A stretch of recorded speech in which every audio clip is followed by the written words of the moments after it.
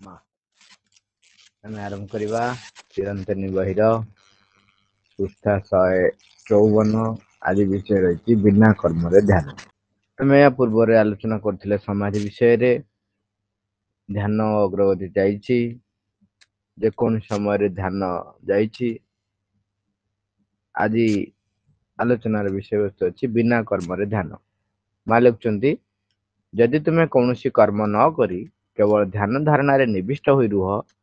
ତାହେଲେ ତୁମେ ଅଗ୍ରଗତି କରୁଛ କି ନାହିଁ ତାହା ଆଦୌ ଜାଣିପାରିବ ନାହିଁ। ତୁମେ ଗୋଟିଏ ଭ୍ରମ ଧାରଣାରେ ରହିଯାଇପାର ଯେ ତୁମର ଯଥେଷ୍ଟ ଆଧ୍ୟାତ୍ମିକ ଅଗ୍ରଗତି ହେଉଅଛି, କିନ୍ତୁ ତୁମେ ଯଦି କାର୍ଯ୍ୟ ଆରମ୍ଭ କର, ତୁମର ସେହି ସବୁ କାର୍ଯ୍ୟ ସଂଲଗ୍ନ ସବୁକିଛି ପରିସ୍ଥିତି, ଲୋକମାନଙ୍କ ସହ ସମ୍ପର୍କ, ବାହ୍ୟ କର୍ମ ଓ ଜୀବିକା, ଏହିସବୁ କିଛି ହେଲା ତୁମ ଅନୁଭୂତିର ପରିସର, ଯାହା ଭିତରେ କି ତୁମେ ବୁଝିପାରିବ ଯେ ତୁମେ ଚେତନାରେ କେତେ ଦୂର ଅଗ୍ରଗତି କରିଛ ଏବଂ ଆଉ କେତେ ବାକି ଅଛି। ଯଦି ତୁମେ ନିଜ ଭିତରେ ନିଜେ ଆବଦ୍ଧ ରୁହ, କୌଣସି କାର୍ଯ୍ୟ ନ କର, ସେତେବେଳେ ତୁମେ ଗୋଟିଏ ସମ୍ପୂର୍ଣ୍ଣ ଆତ୍ମକୈନ୍ଦ୍ରିକ ମାୟାଲୋକ ରଚନା କରି ତା ଭିତରେ ମନକୁ ମନ ସନ୍ତୁଷ୍ଟ ହୋଇ ରହିଥାଅ। ଯେଉଁ ମୁହୂର୍ତ୍ତରେ ତୁମେ ବାହ୍ୟ ଜଗତର କର୍ମ ପରିସର ଭିତରକୁ ଓହ୍ଲାଇ ଆସ ଏବଂ ଅନ୍ୟମାନଙ୍କ ସମ୍ପର୍କ ଭିତରକୁ ପ୍ରବେଶ କର, ଯେତେବେଳେ ବିଭିନ୍ନ ପରିସ୍ଥିତିର ସମ୍ମୁଖୀନ ହୁଅ, ଜୀବନର ବିଭିନ୍ନ ବିଷୟବସ୍ତୁ ତୁମ ଆଗରେ ଆସି ଠିଆ ହୁଏ, ସେହି ସବୁ ଭିତରେ ତୁମେ ସମ୍ପୂର୍ଣ୍ଣ ଭାବେ ଏକ ବାସ୍ତବ ଧାରଣା ପାଇଥାଅ ଯେ ତୁମେ ସତକୁ ସତ ଚେତନାରେ ଅଗ୍ରଗତି କରୁଛ କି ନାହିଁ। ତୁମେ ଅଧିକ ଶାନ୍ତ, ଅଧିକ ସଚେତନ, ଅଧିକ ଶକ୍ତିଶାଳୀ, ଅଧିକ ନିଃସ୍ୱାର୍ଥପର ହୋଇଛ କି ନାହିଁ। ତୁମ ମଧ୍ୟରେ କୌଣସି କାମନା, କୌଣସି ଅନୁଚିତ ପସନ୍ଦ ଅପସନ୍ଦର ଭାବ, କୌଣସି ଦୁର୍ବଳତା, କୌଣସି ଅବିଷ୍ଟତା ରହିଛି କି ନାହିଁ। କର୍ମ କରିବା ଦ୍ୱାରା ହିଁ ତୁମେ ଏସବୁ ବିଷୟରେ ସଚେତନ ହୋଇପାରିବ। ଆମେ ଏସବୁ ବିଷୟ ସବୁ ଜାଣିଛନ୍ତି, ତଥାପି ଆଉ ଥରେ ଟିକେ ଆଲୋଚନା କରିବା, ଅଧିକ ଗଭୀର ଭାବରେ ତାକୁ ଆଲୋଚନା କରିବା ଏବଂ ତାକୁ କାର୍ଯ୍ୟରେ କେମିତି ପରିଣତ ହେବ ସେ ବିଷୟରେ ଦେଖିବା। ବିନା କର୍ମରେ ଧ୍ୟାନ। ଜଣେ ଯଦି କୌଣସି କାର୍ଯ୍ୟ ନ କରି କେବଳ ଧ୍ୟାନରେ ରହେ, ଧ୍ୟାନରେ ମଗ୍ନ ରୁହେ, ତେବେ ସେ ପୂର୍ଣ୍ଣ ଯୋଗରେ ସେ କରୁଛି କି ନାହିଁ। ଶ୍ରୀଅଙ୍ଗଙ୍କ ଯୋଗରେ ଯୋଉ ରୂପାନ୍ତର କଥା ବାରମ୍ବାର ଆମକୁ ସୂଚେଇ ଦିଆଯାଇଛି ଏବଂ ଯୋଉ ଅତିମାନ ଶକ୍ତି ଅବତରଣ କରିଛି, ସେଥିରେ ତାର କଣ କେମିତି ବାହ୍ୟ ସତ୍ତା ଗୁଡ଼ିକ ପ୍ରଭାବିତ ହେବେ କି ନାହିଁ, ଆମେ ସେ ବିଷୟରେ ସଚେତନ ରହିବା। ମା ଲେଖୁଛନ୍ତି, ତୁମେ ଯଦି କୌଣସି କର୍ମ ନ କରି କେବଳ ଧ୍ୟାନ ଧାରଣାରେ ନିବିଷ୍ଟ ହୋଇ ରୁହ, ତାହେଲେ ତୁମେ ଅଗ୍ରଗତି କରୁଛ କି ନାହିଁ ତାହା ଆଦୌ ଜାଣିପାରିବ ନାହିଁ। ଦେଖନ୍ତୁ, ଏଇଟା ଜଣେ ଯେତେବେଳେ ଧ୍ୟାନସ୍ଥ ରହୁଛି, ଆମେ ଅଲରେଡି ଦେଖିଛନ୍ତି ଏବଂ ଯୋଉମାନେ ଅନୁଭବ କରୁଛନ୍ତି, ଯୋଉମାନେ ଧ୍ୟାନ କରୁଛନ୍ତି, ସେମାନେ ସମସ୍ତେ ନିଶ୍ଚୟ ଅନୁଭବ କରିଥିବେ। ଧ୍ୟାନ ସମୟରେ ସବୁ ଜିନିଷ, ବାହ୍ୟ ଘଟଣାବଳୀ, ଏ ସବୁଥିରୁ ଯେତେବେଳେ ନିବୃତ୍ତ ହେଇ ଗଭୀର ଧ୍ୟାନ ଭିତରେ ଆମେ ପ୍ରବେଶ କରୁ, ସେତେବେଳେ ଯୋଉ ବିଶ୍ୱ ଚେତନା ସହିତ ଆମେ ସଂଯୁକ୍ତ ହଉ କିମ୍ବା ଈଶ୍ୱରଙ୍କ ସହିତ ଆମର ଯିଏ ଯାହାର ଇଷ୍ଟ ଦେବ, ଆମେ ଯାହାଙ୍କୁ ଆହ୍ୱାନ କରୁଛେ, ତାଙ୍କ ସହିତ, ତାଙ୍କ ସମ୍ପର୍କରେ, ତାଙ୍କ ବିଷୟରେ ଧ୍ୟାନ ଧାରଣାରେ ଆମେ ବୁଡି ଯାଉ। ସେ ସମୟରେ ଗୋଟେ ବିରାଟ ଆନନ୍ଦର ଅବସ୍ଥା ଆସେ ଏବଂ ଯଦି ଅଧିକ ସମୟ ଧ୍ୟାନ କରନ୍ତି, ତେବେ ଅନୁଭବ ବେଳେ ବେଳେ ହୁଏ ଶରୀରଟି ହାଲୁକା ହେଇଯାଉଛି। ଏଭଳି ଭାବରେ ବହୁତ ପ୍ରକାରର ଅନୁଭୂତି ଆସେ। କିନ୍ତୁ ଶବ୍ଦ ଏକ ଛୋଟ, କିନ୍ତୁ ଅର୍ଥତା ଅନେକ। ଯେତେବେଳେ ଆମେ ସେଇ ସମୟରୁ ବା ସେଇ ଧ୍ୟାନ ଅବସ୍ଥାରୁ ଆମେ ବାହାରକୁ ଆସିବା, ମନେକର ଯେ ଆମେ 5 ଘଣ୍ଟା ଧ୍ୟାନ କଲେ, 6 ଘଣ୍ଟା ଧ୍ୟାନ କଲେ, 20 ଘଣ୍ଟା ଧ୍ୟାନ କରୁନାହାନ୍ତି, 20 ଘଣ୍ଟା ଧ୍ୟାନ କଲେ, ଆଉ ଯୋଉ 4 ଘଣ୍ଟା ପାଇଁ ନିତ୍ୟକର୍ମ କରିବାକୁ ଆସିବେ, ଖାଦ୍ୟ ଗ୍ରହଣ କରିବାକୁ ଆସିବେ, ସେ ସମୟରେ ଖାଦ୍ୟ ଗ୍ରହଣ କରିବାକୁ ମନେକର ଯେ ଆପଣ କହିବେ ଯେ ନାଇଁ ମୁଁ ଲୋକାଲିଟିରେ ରହିବି ନାହିଁ। କୋଉଠି ରହିବି ନାହିଁ? ଲୋକାଲିଟିରେ ରହିବି ନାହିଁ। ତେଣୁ ଏମିତି ଏକ ଜାଗାରେ ରହିବି ଯୋଉଠି ମଣିଷ କେହି ନଥିବେ, ତେଣୁ ଜଙ୍ଗଲରୁ ଫଳମୂଳ ଆଣି ଖାଇବି। ठीक ଅଛି ଖାଇବେ। ସେଠି ଗଛ ମାନଙ୍କ ଉପରେ ରାଗ ସୁଝେଇବେ। କଣ ଏଇ ଗୋଟେ ଗଛରେ ଗୋଟେ ଫଳ ଶୀଘ୍ର ହେଇଯାଉଛି, ଶୀଘ୍ର ସରିଯାଉଛି, ଏତେ ଦୂରରେ କାହିଁକି ପାଚିଲା ଫଳ ଅଛି। କାହିଁକି କହିଲେ ଆପଣଙ୍କ ସମୟ କମ ଲାଗେ, ଆପଣ ଲାଗିବ ପୁଣି ଗଛ ଚଢିକିରି ଉପରେ ଆଣିବା ପାଇଁ। ଅଭିଯୋଗ ଯଦି ଆପଣଙ୍କ ଭିତରେ ଯେହେତୁ ଆମର ଅନ୍ୟ ସତ୍ତାରେ ରହିଛି, ତେଣୁ ସେ ସମୟରେ ଅଭିଯୋଗ ବାହାରିବ। ଭିନ୍ନ ଭିନ୍ନ ପ୍ରକାରର ଅଭିମତ ନିଜର ସବୁ ବାହାରିବ, ଭିନ୍ନ ଭିନ୍ନ ପ୍ରକାରର। ଯଦି ପାଖରେ ପାଖରେ ଯେପର୍ଯ୍ୟନ୍ତ ମିଳିଲା ଖାଇଦେଲେ କଲେ। ସେଇ ଖାଇବା ଭିତରେ ଯେହେତୁ ରୁଚି ଆମର କିଛି ପରିବର୍ତ୍ତନ ହେଇନାହିଁ, କିମ୍ବା ସେଇ ଯୋଉ ଇନ୍ଦ୍ରିୟର ସେଇ ପ୍ରବୃତ୍ତି ଉପରେ ଆମର କୌଣସି କାର୍ଯ୍ୟ ହେଇନାହିଁ, ତେଣୁ କୌଣସି ଖାଦ୍ୟ ଯଦି ଅରୁଚିକର ହେଲା, ତେବେ ଆମ ଭିତରେ ବିକାର ଭାବ ଆସିବ। ପୁଣି ଆଉ ଗୋଟେ ଗଛ ଖୋଜିବେ, କୋଉଟା ଭଲ ଖୋଜିବେ। ତେଣୁ ଏ ସବୁ ଜିନିଷ ବାହାରକୁ ଯେତେବେଳେ ବାହାରିବେ, ଏ ସବୁ ଜିନିଷ ଦେଖାଯିବ। କିନ୍ତୁ ଯୋଉ 20 ଘଣ୍ଟା ଧ୍ୟାନ କରୁଥିବେ, ସେ ସମୟରେ ଏଇଟା କିଛି ଜଣା ପଡିବନି। ତେଣୁ ସେତେବେଳେ ମୋର ରୁଚିରେ ପରିବର୍ତ୍ତନ ହେଇଛି କି ନାହିଁ, ମୋର ଚିନ୍ତାରେ, ଭାବନାର ଭିନ୍ନ ଭିନ୍ନ ସମୟରେ, ଭିନ୍ନ ଭିନ୍ନ ପରିସ୍ଥିତିରେ ଯୋଉ ଘଟଣା ଘଟୁଛି, ସେ ସମୟରେ ମୋର ପ୍ରତିକ୍ରିୟା କଣ ରହୁଛି, ଏସବୁ ବିଷୟରେ ମୋର କୌଣସି ଜ୍ଞାନ ରହିବ ନାହିଁ, ଜାଣିପାରିବି ନାହିଁ। ତେଣୁ ଯେତେବେଳେ ଏ ସବୁ ଜିନିଷ ମୁଁ ଜାଣିପାରିବି ନାହିଁ, ସେତେବେଳେ ଯେହେତୁ ଅଧିକ ସମୟ ମୁଁ ଧ୍ୟାନରେ ରହୁଛି, ତେଣୁ ସେତେବେଳେ ଭାରି ଆନନ୍ଦଦାୟକ ଅବସ୍ଥା। ଏବଂ ସେତେବେଳେ ତ ନିଜେ ପୁରା ସେଇ ଚିନ୍ତା ଚେତନାରେ ବୁଡି ରହିଥିବେ। ତେଣୁ ସେଇ ସମୟରେ ଆମର ଗୋଟେ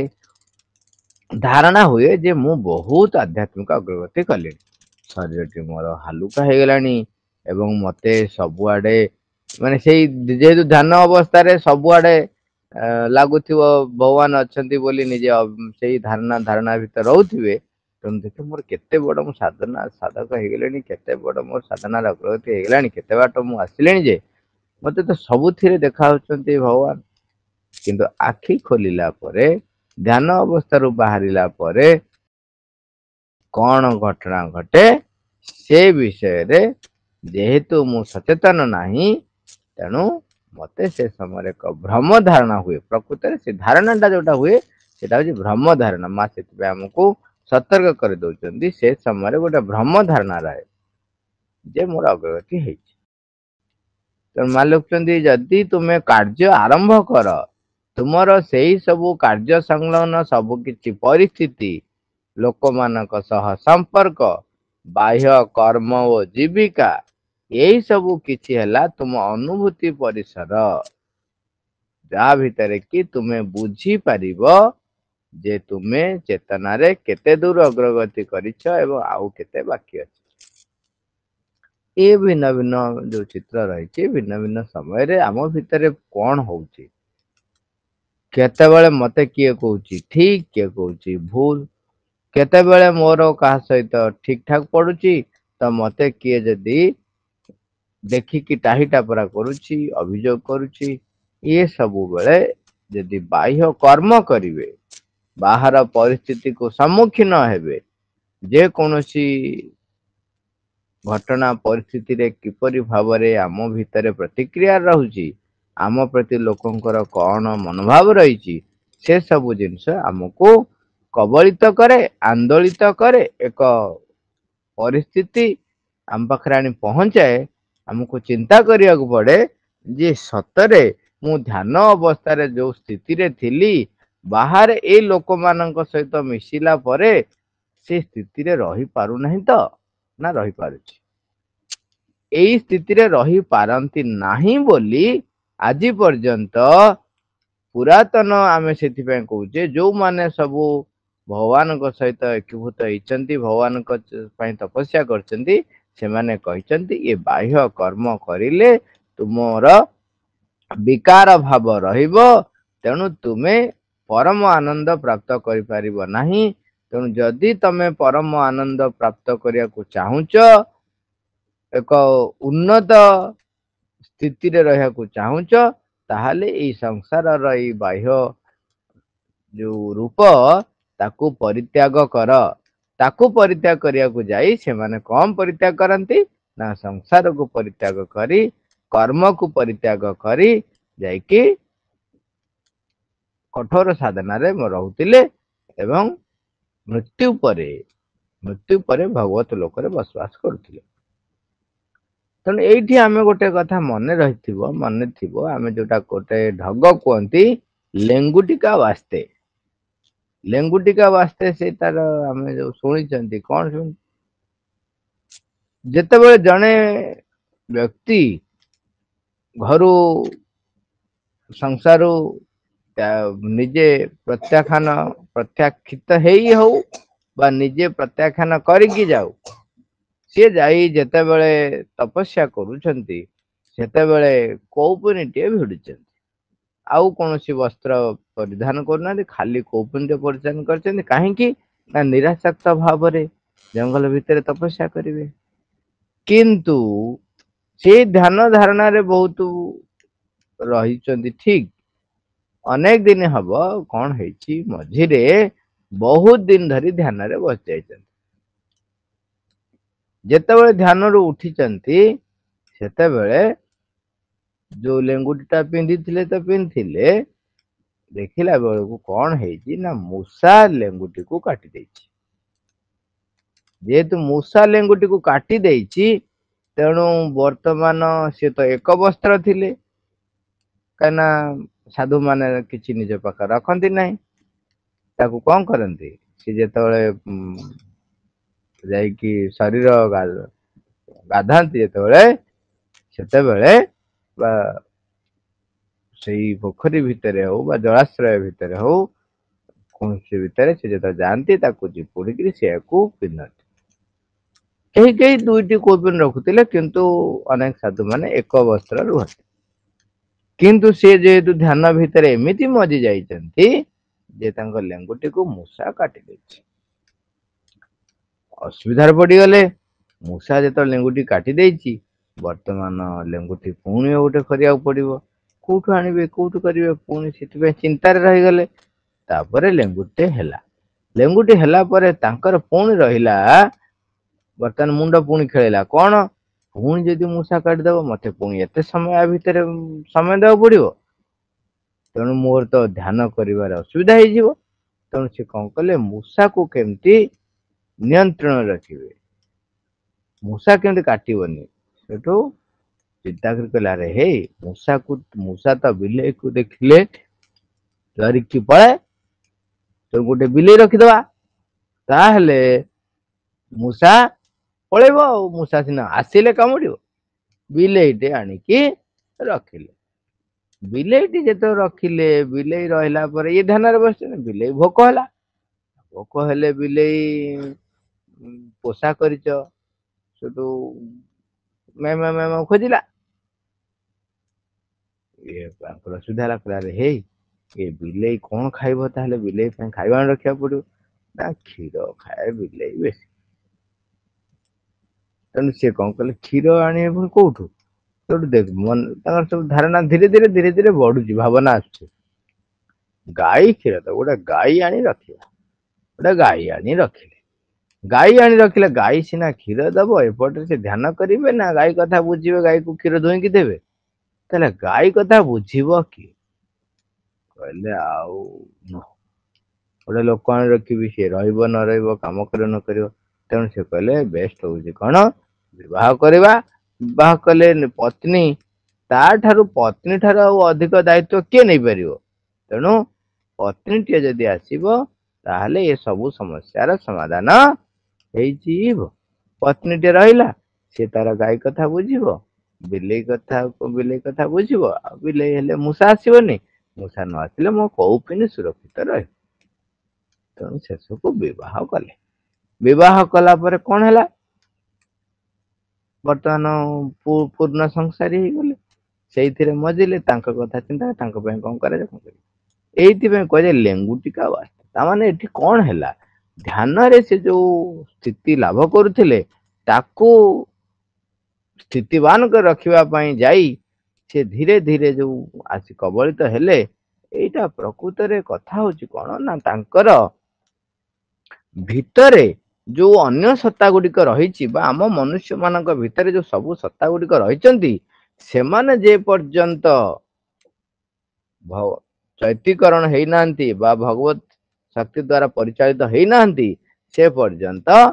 ଆମର ସେଇ ଯୋଉ ଅନୁଭୂତି ସବୁ ସେ ଆମକୁ କବଳିତ କରି ରଖିବ।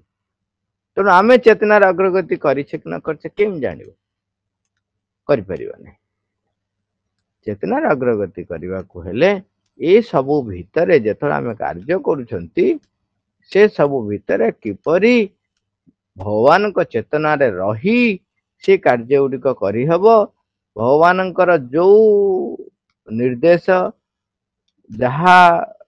ମୋର କରଣୀୟ ବୋଲି ସେ ମତେ ମୋ ପାଖରେ ପରିପ୍ରକାଶ ହବା ପାଇଁ ଯାହା ଦରକାର ବୋଲି ସିଏ ଅନୁଭବ କରିବେ,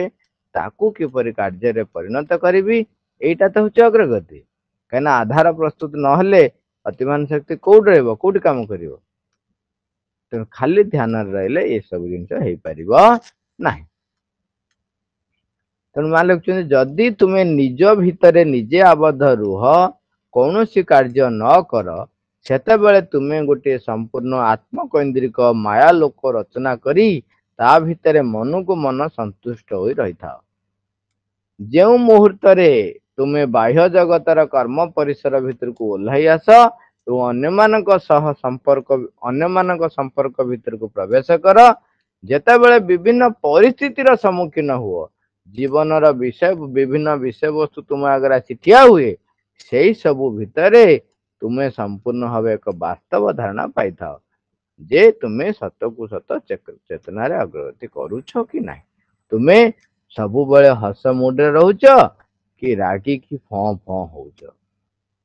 କି ବ୍ୟସ୍ତ ବିବ୍ରତ ହେଇ ନିରାଶ ହତାଶ ଭିତରକୁ ଯାଉଛ। ଏସବୁ ଜିନିଷ ଯେତେବେଳେ ବାହ୍ୟ କର୍ମ ଜଗତର କର୍ମ ପରିସର ଭିତରକୁ ପଶିବେ, ସେତେବେଳେ ବିଭିନ୍ନ ପରିସ୍ଥିତି ଆସିବ, ସେ ପରିସ୍ଥିତିର ସମ୍ମୁଖୀନ ହେଲା ବେଳକୁ ତୁମେ ଜାଣିପାରିବ। ନଚେତ ତା ପୂର୍ବରୁ କଣ ହବ, ଯୋଉଟା ଲେଖିଛନ୍ତି, ଯଦି ତୁମେ ନିଜ ଭିତରେ ନିଜେ ଆବଦ୍ଧ ରୁହ, କୌଣସି କାର୍ଯ୍ୟ ନ କର, ସେତେବେଳେ ତୁମେ ଗୋଟିଏ ସମ୍ପୂର୍ଣ୍ଣ ଆତ୍ମକୈନ୍ଦ୍ରିକ ମାୟା ଲୋକ ରଚନା କରି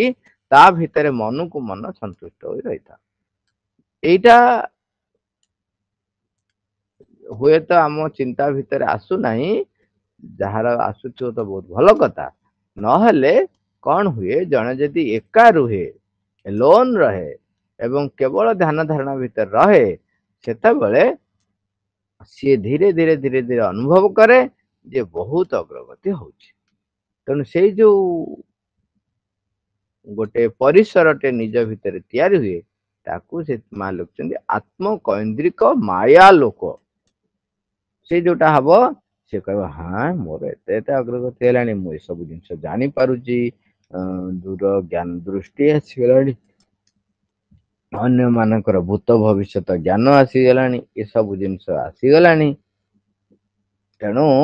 ସିଏ ନିଜକୁ ନିଜେ ସନ୍ତୁଷ୍ଟ ହେଇକି ରହେ ଯେ ମୁଁ ଗୋଟେ ବହୁତ ବଡ ସାଧୁଟେ। ତୁମେ ଅଧିକ ଶାନ୍ତ, ଅଧିକ ସଚେତନ, ଅଧିକ ଶକ୍ତିଶାଳୀ, ଅଧିକ ନିଃସ୍ୱାର୍ଥପର ହୋଇଛ କି ନାହିଁ, ତୁମ ମଧ୍ୟରେ କୌଣସି କାମନା, କୌଣସି ଅନୁଚିତ ପସନ୍ଦ ଅପସନ୍ଦର ଭାବ, କୌଣସି ଦୁର୍ବଳତା, କୌଣସି ଅବିଶ୍ୱସ୍ତତା ରହିଛି କି ନାହିଁ, କର୍ମ କରିବା ଦ୍ୱାରା ହିଁ ତୁମେ ଏସବୁ ବିଷୟରେ ସଚେତନ ହୋଇପାରିବ।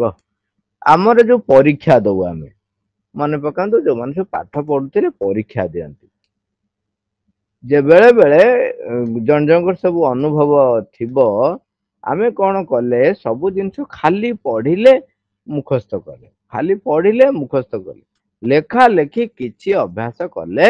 ନାହିଁ। ଯେତେବେଳେ ପରୀକ୍ଷାରେ ବସନ୍ତି, ଯେହେତୁ ଲେଖା ଲେଖି ଅଭ୍ୟାସ ନଥିଲା, ସେତେବେଳେ ଆମେ ସମସ୍ତେ ଅନୁଭବ କରିଛନ୍ତି, ଯୋଉ ବିଷୟକୁ ଆମେ କେବଳ ଖାଲି ପଢିଛନ୍ତି, ଲେଖା ଲେଖି କରିନାହାନ୍ତି, ଅଭ୍ୟାସ କରିନାହାନ୍ତି ଲେଖିବାର, ତେବେ ଲେଖିବାକୁ ଗଲାବେଳେ ସେ ଜିନିଷ ଆଉ ମନେ ପଡେ ନାହିଁ। ଇଏ ହଉଛି ସେଥିପାଇଁ କୁହାଯାଏ କାର୍ଯ୍ୟ କ୍ଷେତ୍ରରେ ତାକୁ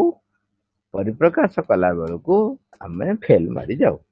ତେଣୁ ଯେତେବେଳେ ଆମେ କହିବା ଆମେ ଅଧିକ ଶାନ୍ତ, ଅଧିକ ସଚେତନ ଅଛୁ, ଅଧିକ ଶକ୍ତିଶାଳୀ ଅଛୁ, जड़े अधिक शक्तिशाली आ माने कौन से केतेबेले जाने मु डेंगा आम कह जड़े डेंगा अरे डेंगा केतेबेले आउ जड़े ता पाखरे थिबा दरकार जहा ठारू से डेंगा मु अधिक शक्तिशाली ता माने मो पाखरे जो व्यक्ति मान अछिन तांकर शक्ति ठारू मो शक्ति अधिक तो केम जानली एथि आगुरु सब कौन होता लड़ाई होता जी जीतुला सी जहा ठारू हारुला तार जमी बाड़ी सब तार होता आ लोक मैंने सब परिष्कार परिष्कार दौड़ कौन ना से शक्तिशाली पुणी ताठर आउ जन शक्तिशाली आसे ताकू हरई देव जदि पुणी सी पाइला ये सब जिनस केतेबेले से जाने ना जेतेबेले जनक सहित लड़ाई करिले से जाने जे तार बल केते से शक्तिशाली क्यों नुह आम गाँव रे जी रही सी सबुठारु बड़ शक्तिशाली थिला आमे से कहूल आ भलिया वीर पुंगव कही ना सी भी शेर होगी चलता कहीं सब लोग डरिकी रोते तार बल पाई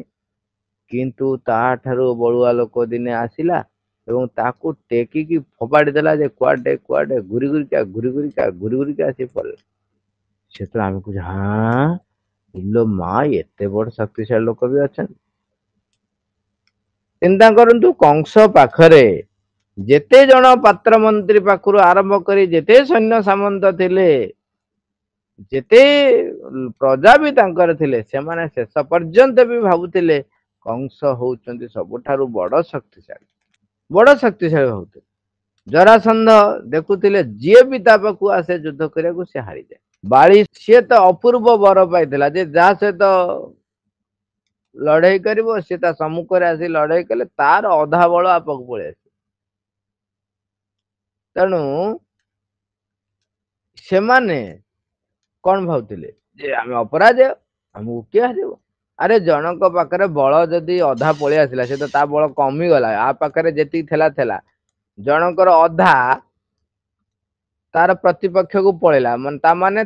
जदि प्रतिपक्षटे भी जीरो थबो ताले तमर अधा तार अधा समान हे गला तनु तमर युद्ध लागि रही थबो तमे से केबे हारिबो नै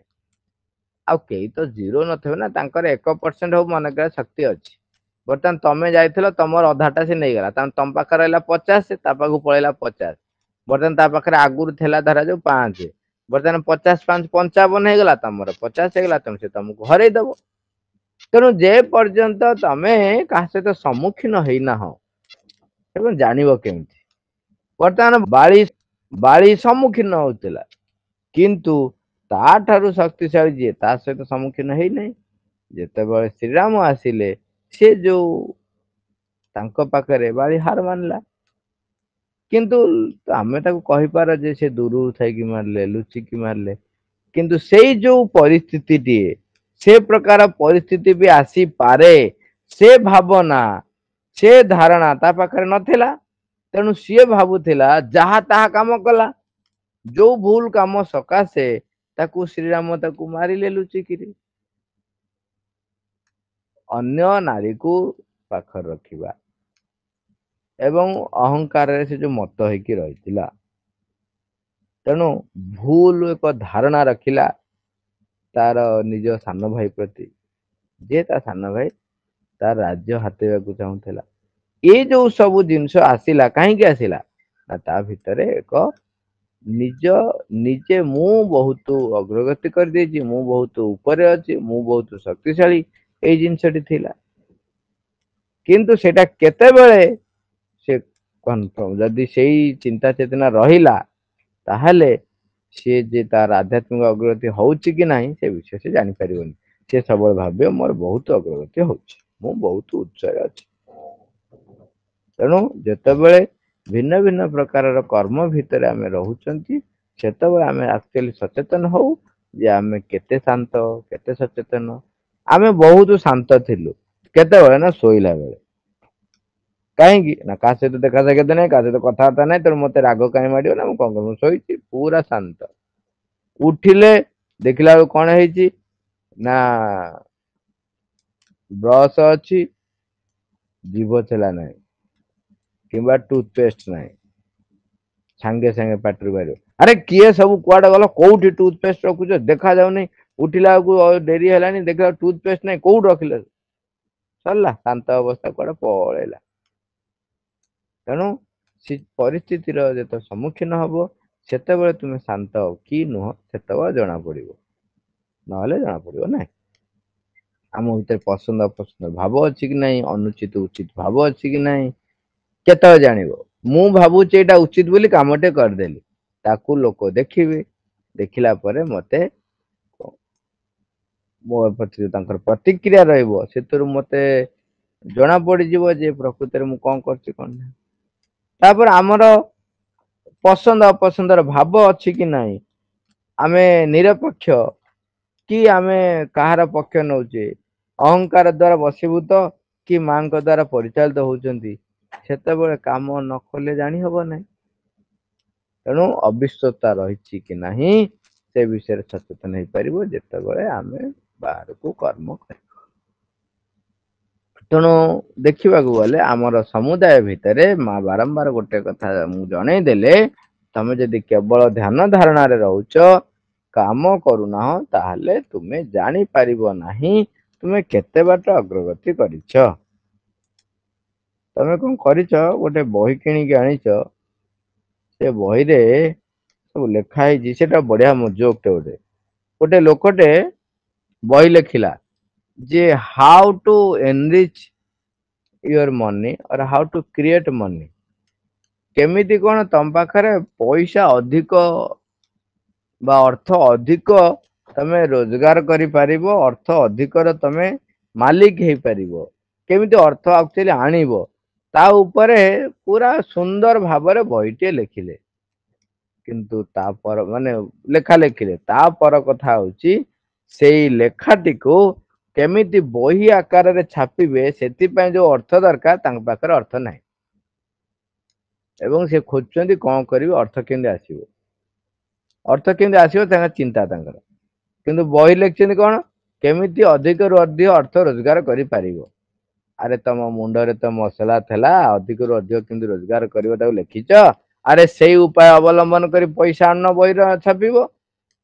ना ସେଇଥିପାଇଁ କୁହାଯାଏ ବାଡି ବାଇଗଣ ପୋଥି ବାଇଗଣ ଅଲଗା ତେଣୁ ଅତିମାନସ ଯୁଗରେ ତ ଏଇ ଜିନିଷ ହେଲେ ହବ ନାହିଁ ବାଡି ବାଇଗଣ ପୋଥି ବାଇଗଣ ହେଲେ ହବ ନାହିଁ ତୁମକୁ ବାହ୍ୟ କର୍ମରେ ବାହ୍ୟ ଚିନ୍ତା ଚେତନା ଭିତରେ ତୁମେ କେମିତି ସେଇ ଆଧ୍ୟାତ୍ମିକ ଅନୁଭୂତିକୁ ଆଧ୍ୟାତ୍ମିକ ଶକ୍ତି ଯୋଉ ତୁମ ଭିତରେ ଅବତରଣ କରିଛି ତାକୁ ଭଗବତ ଉଦ୍ଦେଶ୍ୟରେ ଭଗବାନଙ୍କୁ ମାଙ୍କୁ ପରିପ୍ରକାଶ କରିବା ପାଇଁ ବ୍ୟବହାର କରିପାରୁଛ କି ନାହିଁ କେତେ परसेंट ବ୍ୟବହାର କରୁଛ ଏସବୁ ଜିନିଷ कर्म कले जना पड़िबो तेणु बिना कर्म रे खाली ध्यान धारणा रहिले तुमे गोटे आत्मकैंद्रिक माया जाल रचना करी तमे बहुत भलरे अछ बोली भाभी तारी भितरे बांधी एई रही जीवो नाही तेणु चल कर्म जेतेबेले करूछंती सेतेबेले ही आम भितरे जो समय सब आसीबो परिस्थिति सब घटिबो प्रतिक्रिया सब हबो क्रिया हबो प्रतिक्रिया हबो सेतेबेले आमे जानि परिबा आमे कोन करछंती कोन करना मा आमे छारिबा मांको आह्वान करवा मां को जनइबा जे मां कर्म मु करबा को जाउची ठीक अछि कर्म भितर तुमे हुओ कर्मी मु तुमर हेबी यंत्र एवं एई मन प्राण शरीर तुम आदेश को प्रतिफलित करू अविकृत भाव मा थैंक यू ऑल।